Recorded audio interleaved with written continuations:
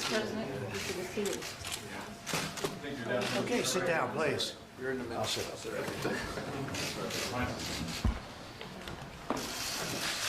Mark was so nice with the plant. Coming back, I wanted to sit next to him. I must be honest.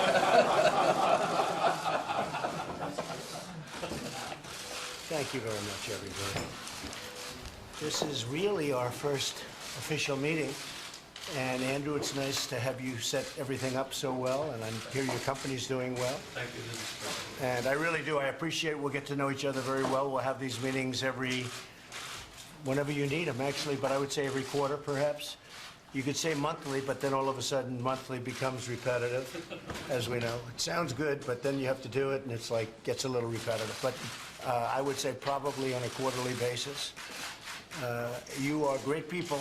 You've done an amazing job, and the biggest in the world. And this is a worldwide meeting. And what we want to do is bring manufacturing back to our country. Vice President Pence, good morning, is very much involved with me on that. It's one of my most important subjects. It's what the people wanted. It's one of the reasons I'm sitting here instead of somebody else sitting here. And I think it's something I'm good at. We've already had a big impact. And I want to thank Mark and Ford because you've been great. I think Maryland is going to be terrific. We're going to find out soon, right?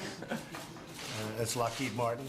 And I think we're going to have a tremendous amount of business coming back. If you read today's papers, you'll see what's happening with 4 or 5 different companies that announced that they feel much differently. Foxconn is going to spend a tremendous amount of money on building a massive plant, and probably more than one.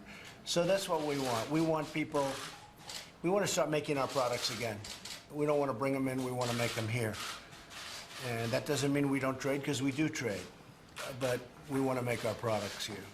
And if you look at some of the original great people that ran this country, you will see that they felt very strongly about that. Going to make your products. And we're going to start making our products again. And there'll be advantages to companies that do indeed make their products here. So we've seen it. It's going to be a wave. You watch, it's going to be a wave. And I've always said, by the time you put them in these massive ships or airplanes and fly them, and I think it's going to be cheaper. Now, what we're doing is we are going to be cutting taxes massively for both the middle class and for companies, and that's massively. We're trying to get it down to anywhere from 15 to 20%, and it's now 35%, but it's probably more 38% than it is 35, wouldn't you say? That's a big thing. A bigger thing, and that surprised me, is the fact that we're going to be cutting regulation massively. Now, we're going to have regulation, and it'll be just as strong and just as good and just as protective of the people as the regulation we have right now. The problem with the regulation that we have right now is that you can't do anything. I have people that tell me they have more people working on regulations than they have doing product, and it's out of control. It's gotten out of control. I'm a big person when it comes to the environment. I've received awards on the environment, but some of that stuff makes it impossible to get anything built. It takes years and years. You can look at some examples. I read one recently where a man's been trying to build a factory for many, many years, and his vote was going to be fairly soon, and he gave up because he wasn't going to win the vote. Spent millions and millions of dollars, actually ruined his life. And we can't have that. So when somebody wants to put up a factory, it's going to be expedited. And you have to go through the process, but it's going to be expedited. And we're going to take care of the environment. We're going to take care of safety and all of the other things we have to take care of. But you're going to get such great service. There will be no country that's going to be faster, better, more fair, and at the same time, protecting the people of the country, whether it's safety or so many other reasons where regulations are good. We think we can cut regulations by 75%, maybe more, but by 75%. Have, in a certain way, better protections. But when you want to expand your plant, or when Mark wants to come in and build a big, massive plant, or when Dell wants to come in and do something monstrous and special, you're going to have your approvals really fast. Thank you, sir. And the one thing that surprised me, and then I want to hear what you have to say, but the one thing that surprised me in going around and meeting with a lot of the people at this table and meeting with a lot of the small business owners, if I gave them a choice of this massive tax decrease that we're giving for business, for everybody, but for business, or the cutting down of regulation, if I took a vote, I think the regulation wins 100%. Now, in one case, it's hard dollars, and in the other case, it's regulation. You would think that the regulations would have no chance.